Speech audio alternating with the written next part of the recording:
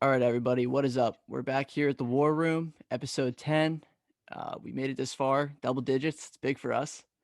Uh, I am your host, Keith Corbliss, along with my awesome co-host, John Moynihan, aka JMO. What's up, everybody? And we have a special guest on. He is a second round pick in 2018 by the Chicago Cubs. In the minor leagues so far, he's hit a career 303. He's a Cubs breakout star in 2019, the 72nd ranked prospect according to MLB.com, and he is one of the next up and coming stars in that Cubs MLB prospect pipeline. We have Brennen Davis. What's up, Brennen? Hey guys, thanks for having me on. Thanks for coming on. We really appreciate it. We tried to record once and the audio was a little all over the place, so we appreciate you coming back on and hanging out with us again. Yeah, of course. You guys are sweet. What can I say? Thank you. Appreciate it. So, what has been, it's officially the off season for you guys. You know, free agents, everything trades, for you guys, like the prospects and things like that. What have you been up to? You just training, getting better every day? Yeah. So we had instructs right after the Site B stuff. So I went from Site B. I took a few weeks off, and then I went to instructs and continued to work on some stuff, started lifting, that kind of stuff. And then once that shut down, strength camp kicked up. I wasn't a part of strength camp because I knew the complex was going to be closed after. So I wanted to get with a routine of going to a trainer that I was going to be working with all off season. So that's kind of where my head was at. Nice. So it's kind of what I've been doing. Probably going to start swinging it here soon. So exciting stuff, Yeah. Getting back to it. Yeah. Yes, sir. I saw an article that Jim Callis, MLB insider, did an interview with you, and he said that you were up to about 208 pounds, which is a pretty big jump for you from the past season. Was one of your goals going into the offseason to kind of retain that weight throughout the entire season? Yeah, of course it is. It's always trying to get myself in a spot where I can maintain a weight and like something I feel good running at, something I feel good, like strong and not going to weigh me down in the outfield, but I still have pop at the plate. That's kind of the happy medium. So it's been just a balancing act of what I can do during the season and what I can do in the off season to maintain. So still figuring it out, still early in my career. Yeah, Absolutely. so that was like one of the things I was gonna bring up as well. So when you're putting on like that weight and you're a pretty fast guy as well, a lot of people are saying you definitely have that like 30-30 type of potential. Um kind of is it kind of just like a guessing game of kind of what weight sits you at perfectly to where you still have that speed? Yeah, I mean, at one point I was 215 and I felt slow, and I was like, I need to trim it down a little bit so I'm faster on the base paths and in the outfield. So it's just kind of figuring out my body and what's going to be the best situation for me. So Yeah. it's kind of hit and miss. Nobody can really tell me what is going to be the best combination of speed and power, weight wise, strength wise. You can always get stronger. Stronger just comes in smaller sizes, I guess. Sure. If you cut weight kind of deal. And I think that it seems like every year could be a different thing. Some one year you kind of want to put more on, swing the bat, get a little more power, whatever. Drop some if you don't feel comfortable at that weight as well.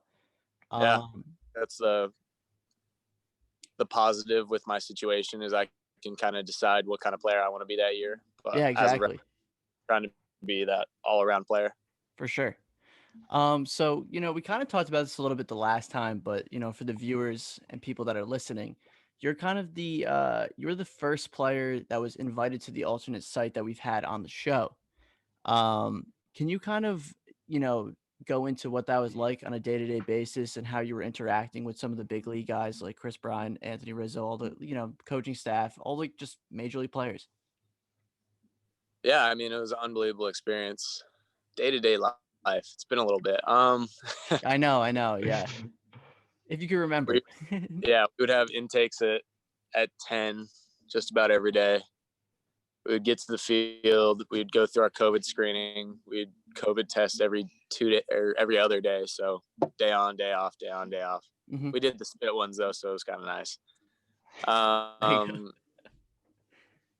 And then we would go right into our stuff. We had a ton of time with our coordinators and all the higher up guys that really make the decisions in the organization. So I thought that was really helpful, getting their insight on what they thought I needed to work on, and being able to have the consistency of, like, they're basically our hitting coaches, like coordinators, guys that usually just drop by for like a week at a time, were like our hitting coaches. So, and they have unbelievable experience, and I value their opinions tremendously. So I thought that was a big help, and being able to just really like specify what I needed. It was kind of like a, I don't really know, because like we would do our individual work, then we would do like some group stuff, some defense, and then throw. Everything was pretty light for the most part, because we didn't have a ton of position players, so we couldn't really play simulation games. So I just got a lot of simulation at bats with no defense, and then we try to mix in defense.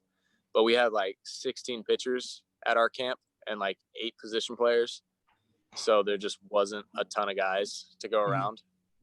And then guys would get banged. They would, the goal of our camp was to keep guys ready and energized for if they got the opportunity to play in the big leagues, because you didn't want a guy come to Site B gassed or tired or banged up. You want, if you have the opportunity to really like control the environment, why would you want your guys to be banged up? Oh, definitely. Like a real season. And it definitely seems like that was the case for a lot of teams as well, because I mean, you did see maybe not guys get called up earlier than expected, but definitely more of a need basis, to where they were like, this guy can help me out regardless of what age he was. I mean, we saw with the White Sox with Garrett Crockett. He got freshly drafted and then made his debut. That was like one of the first few players in like the last decade to do it. He also throws fuzz. Yeah, he also throws gas. So, 103, 102 consistently, that's nice to have. Yeah, plays. Exactly. So, like, it definitely was a good move for those teams to, keep you guys fresh and ready to go. Hopefully in more of a traditional season this coming up season, 2021. Hopefully. Yeah, I would hope so too, because you can't really get the same experiences as you do through a full season, because that's just a different animal.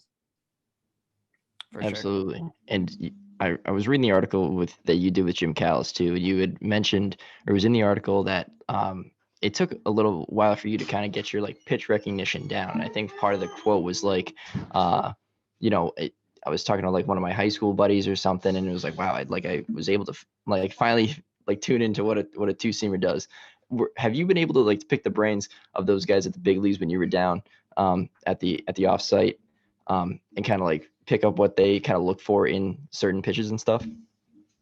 Yeah, I mean, everybody has their own way of like tackling the challenge of pitch recognition. It's either picking up arm slot early or different cues pitchers have, or I don't know, some people are just better at it than others, but it's all about kind of your approach and going into your at bat, having a plan, knowing that you can't cover the entire plate, that you're going to have to be really picky on what you're attacking. So, I mean, just the mental side of things, being around those kind of guys was just, it's a new game. I mean, you think of baseball, you don't think of all the intricacies that go into it, and people that have experience like that, it just blows you away how much more there is to it.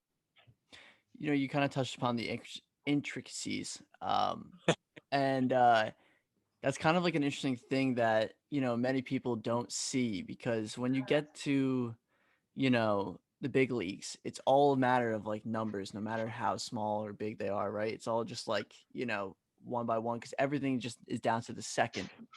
And have you kind of seen that? Like, I know it was pretty brief in like a far away, at least in the alternate site, but like, did you kind of notice the difference between the minor leagues and playing with some of the guys that maybe have pitched in the big leagues or upper minor league tiers? Yeah, I mean, the sequencing is completely different, and the way pitchers attack you is completely different. I mean, it's a different game. It really Yeah. is. Like, you go up there knowing what you're good at, and you're like, oh, like, it is what it is. But guys like that who can spot up, and they can spot up all their pitches, and they know what you're trying to do, and they know what you're good at. And everybody Right. has a scouting report on everybody, and it's just like a chess match. You're going back and forth with the pitcher, trying to make him wait for his mistake or capitalize on what you're good at. And I don't know. There's a lot that goes into it, and Yeah. facing guys like that was a real big eye opener. That there's another side to this game. Even still with the realization like that you kind of had with there being like, oh, there is like another intricate level. A lot of people hold you extremely high for good reason. Coming up in this Cubs system, do you ever find yourself getting caught up or like seeing it on Twitter or maybe an article that you read or something? Do you ever get caught up in that, or is it just it's not there until I kind of go out and prove it? Yeah, I mean, I've never been a big rankings kind of guy. It really doesn't mean anything to me because you see all these guys that are lower on the top 30 list or not ranked that make it to the big leagues and have great careers. So, I mean, it really means nothing other than validation for the hard work that I put in. So other than that, it's nice to be noticed, but it really doesn't mean anything until I prove myself in the big leagues. Definitely. When you're kind of looking at, so you got a chance to, experience that upper tier pitching kind of at the alternate site. Do you see like a big adjustment that you're trying to make or something that you're changing because of being there all those, those few months? Did you know, like, okay, this is something I need to make sure that I'm ready for because, 2021 is probably going to be a pretty big season for you, in terms of, development and stuff like that, and hopefully moving your rank up into the system. Yeah. I mean, I went through a lot of, I wouldn't say changes, but like I went through a lot of mental battles at Site B because like I was getting outplayed at times, and then I had to make the adjustment and just figuring out what kind of stuff I needed to do to put myself in the best situation to succeed was kind of where my head was at most of the time because like I liked where my swing was at. I felt good, but just making stupid mistakes in at bats, which exposed me to different kind of thing, was kind of the part that I realized and I needed to make the adjustment. And it's nice to be able to make that adjustment when stats don't count at Site B. I'm not worried about batting average or like trying to stay afloat, so I could really work on what I needed to and take the experiences and move on to 2021 and be a lot better ball player.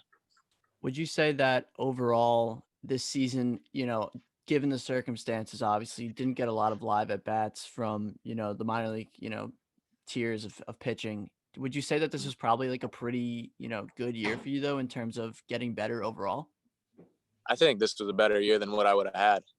And Yeah. if I went, let's say high A, the pitching I faced, instruction I got, and the one-on-one work that I got was just it's everything somebody could ask for. It was like being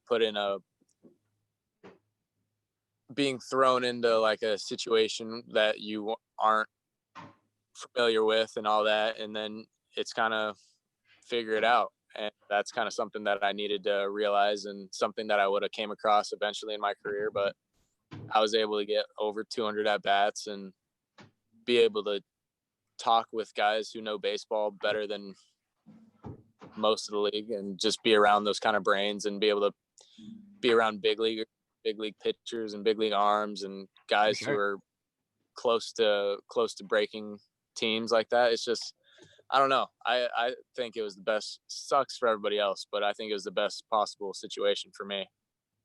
Yeah, I mean, like, development. if you think about it, right? Like, if you were in high A, say this entire season, then you move into double, triple. Hopefully, eventually you get to that moment where you get called up.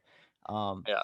You're still you kind of jump the curve in a sense. Where kind of now what to at least expect on an everyday level of what these kind of guys can bring to the table in terms of pitching at you. and making the adjustments mid at bat and knowing that they're making adjustments mid at bat as well.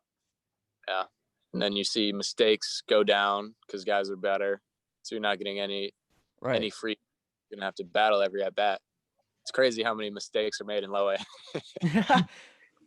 I know that's just like something to me that I feel like a lot of people, that are just like fans and stuff like that and of the game that just don't realize all like the little things that go into, actually getting to the big leagues and what it actually takes because it's such a small margin of error.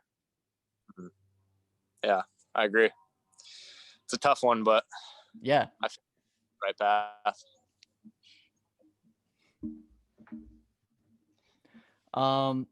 So kind of some of the, we'll kind of backtrack just a little bit just because we want to kind of talk about, kind of like what was, what was kind of like your, draft day like all the way from 2018 to now, given, kind of, can you just go into a little bit what that was? Because we ask a lot of our guests on the show, kind of, was there any particular, fun experience and stuff like that that goes on and whatnot? Ooh, you're making me think. I know, right? Draft day. My draft day was awesome. I was unaware of where I stood because, again, I got ranked at 152, like projected mock draft. I went like 152, so that's the 5th round. So I was like, oh, I got buddies that are going on day one, so I'm going to watch the draft and just cheer them on, and whatever happens. And I ended up getting a call from my advisor at the time, and he proposed me the Cubs at pick 62, and I was ecstatic. And it's I was with my immediate family, and I couldn't ask for anything more. I didn't want a big draft party or anything like that, because you don't get picked, that's embarrassing. But I don't know, I had a great time. It's the rush of getting the call and negotiating that stuff it's just like the anticipation. It's just I don't think there's ever going to be anything like it again. But it was an unbelievable time, and I'm blessed for it. I can't imagine what it's like. I'd be so on edge the entire time. Yeah. It's stressful. Start getting calls and start asking you what you'll sign for, and you're like, I don't know. Because like people don't realize sometimes that in the MLB draft, it's different from the NBA and NFL in terms of, there's automatically when you get picked, you get a slot bonus. And like that's what you're making. But in the MLB, it could be of various numbers. It's a ton of different numbers thrown out there. So like that must be just like wild. I can't imagine it. You never get highballed. You always get lowballed. Oh, of course. Yeah. Like, I think you're a good player. You deserve more than slot.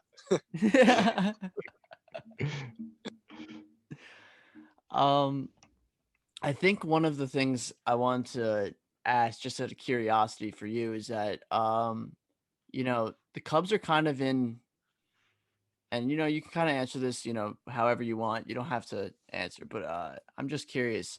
When you are a player in a particular organization, you're pretty well known throughout the entire organization as well, and in baseball in general. Do you kind of like watch the off season a little bit, or do you kind of just do your own thing? Are you talking like trades and stuff? Yeah, because like the Cubs are kind of in an interesting kind of position right now with some guys like going into free agency and stuff like that, and the Cubs are definitely a very active team every year and trying to get better. But you're kind of the next guy up in terms of that next Cub talent coming through the system. Do you kind of like ever see or like watch that, or you kind of just doing your own thing and you get ready for whenever it comes? I think with Theo stepping down and Jed stepping up, there is going to be a lot of turnover through the players and what he wants to build and what he has in mind for the Cubs' future. So I think there are going to be some moves made, because there's been a lot of speculation already, and with guys coming free agency and trying to get a trade out of them for their last year whatever that stuff they do. I don't get all of it, but I get a Yeah. good enough amount of it. And I'm pretty sure we have some players to be named that are going to be traded coming up pretty soon that we already traded for like Cameron Maben, and who else did we get? Some of those pitchers. We got like 3 pitchers for big league depth because we were hoping to have a good playoff push, but came up a little short. So there's going to be some guys moving in the system. We're going to get some guys for KB and whatever else Jed decides to do with our system. And I don't know. I feel like me as a player, I just have to worry about myself. I can't really think about that stuff because if you start thinking about that, then it kind of clouds you improving as a player. Because in the end of the day, you could be traded in an instant. It doesn't matter how much a team loves you. Baseball is a business, and it's sad to say because I love the Cubs and I would love to play in Wrigley Field, but if it's in the best interests of the Cubs, I'll get traded, and can't fault them for it. But you just got to make sure you're in the best possible shape and position as a player to succeed and go make a big league impact wherever you get traded to. Definitely. Yeah, Keith, that was kind of like the same thing with Rob too, who we had on the show, Rob Kaminsky. He was the only person so far that we've had get traded, and like he kind of talked through his like being traded process. And he said that or did he say he was in single A? Yeah, basically what I don't know if you're familiar with Rob Brennan, but Quick time to, what's up? That's quick to get traded in low A or single A. Yeah, he was saying that he was just on the bus, and I forgot what I believe was in the Brandon Moss trade way back in the day. But he was talking and he just gets a random call and he just goes, "Oh, he turns to like Luke Voigt and he goes, I just been traded and that's it." Like literally it's like a 5-second call, he said, and that's it. That's all it was. They call you, say, "Hey, you got traded, pack up your stuff, your flight's at 6. Yeah, exactly. I was just always curious about like kind of what the players go into the off season in terms of, like yourself, kind of just seeing the different moves and things like that and like kind of what you're thinking of because like, you're not involved per se, but like, there's always a chance. And I was just always curious about that. That's all. Yeah.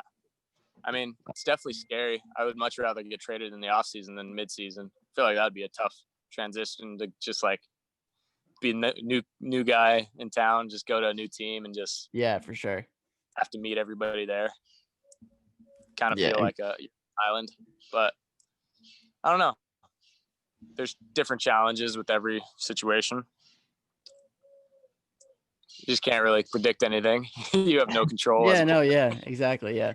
That's fair. Brennan, I have another question. This is like when you get selected in the second round, kind of, are you able to kind of have an insight when you go into like have your meetings and stuff and sign your contract and you take your tour of the ballpark and everything, and have like kind of your day at the big league level before you go and start playing in the minor leagues? Do they kind of tell you like what they're like the GMs or front office people or higher ups, whoever it may be? Do they kind of sit down and talk to you and say, this is kind of like what our vision for you is, and this is what like we have in mind for you to work on? Or is it kind of like you're going to go to single A and like it's going to be a general thing, we're going to get a base evaluation, like seeing you in person, and then be like, okay, well, here's what we need to kind of tinker with?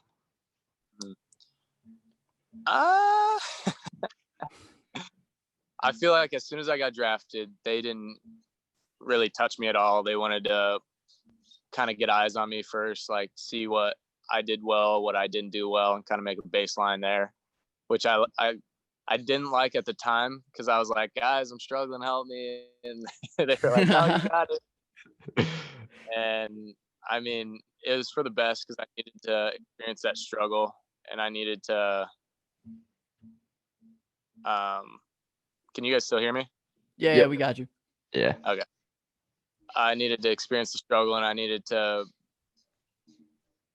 really kind of figure myself out as a player where I was at. And it was kind of an eye opener, and moving on from there made the learning process a lot easier. And it like they don't really tell you like, hey, like you're gonna go to high A next year or you're gonna go to low A next year. It's kind of like performance based. So if you come to spring training ready to go and they believe you're going to succeed in high A, then they'll put you in the high A team. Because their big thing is they don't want to put you in any situation they don't think that you're going to succeed in. So if they have to keep you down just so you can excel there before you go up, that's something that they'll do. Yeah, it's a good thing too for the most part, you know? Yeah, nobody wants to get sent down, so Yeah. might as well Always want to do move up. up. So JMO, I'm thinking that I think due to our time, I think it's time we hit some rapid fire questions. You want to take some of them? Alrighty. Brendan, some rapid fire questions coming your way. If baseball wasn't the sport to work out and you were a grade 2 sport athlete in high school, what professional sport would you rather play? Oh, definitely basketball. Yeah, easy. What position do you play? I was a shooting guard. Kind of did a little everything. Big defensive guy.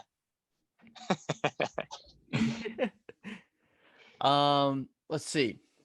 We got another question. This is a big one. You probably did hear this, but we try to keep tally. Are you Team Rawlings or Team Wilson? I am Team Wilson.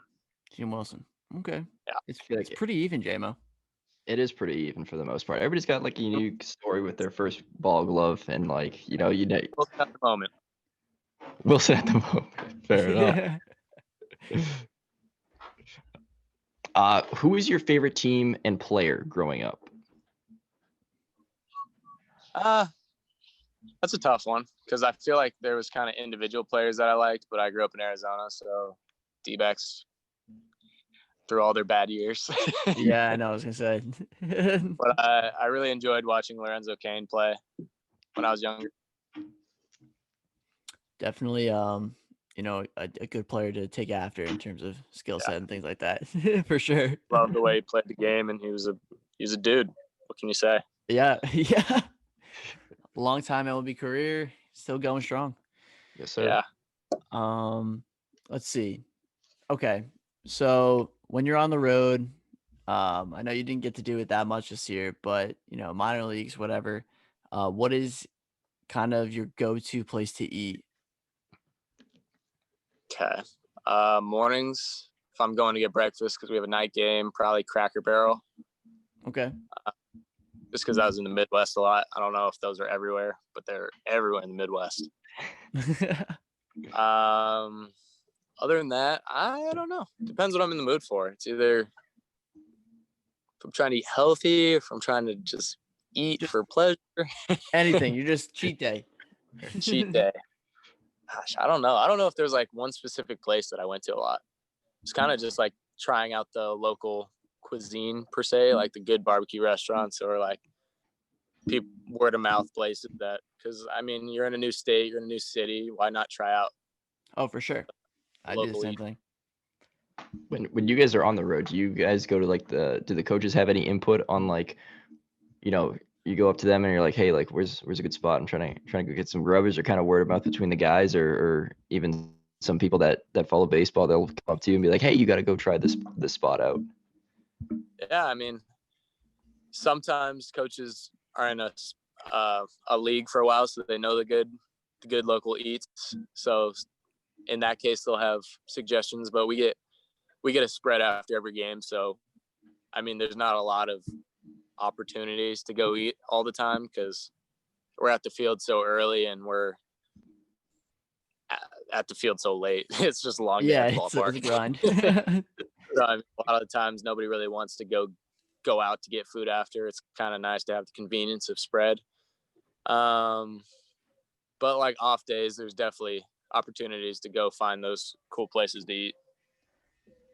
One of the questions I just thought of off the top of my head, do you kind of have any like, you know, we all hear about the minor leagues, how it's kind of just like a grind and, you know, it's just not, it's a crazy experience. Do you have any like crazy minor league experiences that you could share?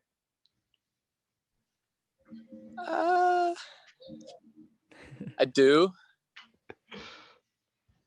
Like, what's one thing But that it would only happen to be like, minor league baseball? Like, of course. yeah, I mean, we roll up to Clinton, Iowa, and it just reeks of dog food because there's a dog food right up the street, and What the? it's just the worst smelling ballpark you could ever imagine. It's literal worst. You're hitting in the cage, dog food. You're out on the field, dog food. You're in the locker rooms that look like they were built in the 1980s, and it's just That that's where honestly was never. I never expected it was gonna come out of your yeah, mouth to say that. Wow, yeah, dog. Okay, dog food. dog food. Look it up. There's a dog food plant in Clinton, Iowa, and it makes the field smell awful. That is And crazy. this is low A minor league baseball right here. This is what professional baseball. This is what it is, baby. We made it. We made it. We're here.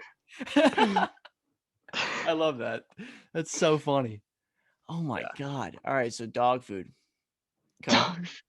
We got one more question we ask everybody.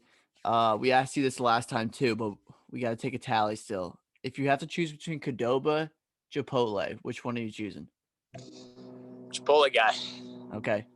Chipotle's dominating this. Keith, you're Can't the go only against- one. I think out of the 8 guests we've had on, I think it's 7. You're at 7-1. Chipotle. Let's go. Yep. Chipotle Chipotle strong. 7-1. Oh my gosh. Chipotle's running away with it, dude. Well, you know what? Honestly, it makes sense. I would see it as that. I don't mind Qdoba either though. But I don't mind. But if you're going up against Chipotle, yeah, and most people are saying that. Yeah, if you're going up against it, they'll eat both. But if you're going up against it, Chipotle's taking the W. yeah. Fair That's- enough.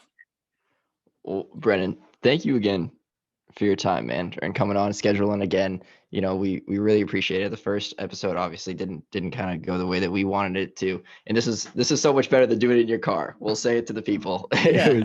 It was so much better. Yeah. Good. It was a little harder to plan stuff when I was running back and forth between For sure. instructs and training and stuff. So glad ran it back. Yeah, I'm glad we got it done. Thank you so much for coming hang out with us again. Much appreciated. Yeah. I appreciate you guys. Of course, Yep. yeah, and best of luck this offseason with offseason training going into 2021. We can't wait to watch you and see what this 21 season has to offer for you. Thank you. I appreciate it. It was nice talking to you guys. Nice Nice talking to talking to you too, Brennan. Have a good All one. right, guys. Peace.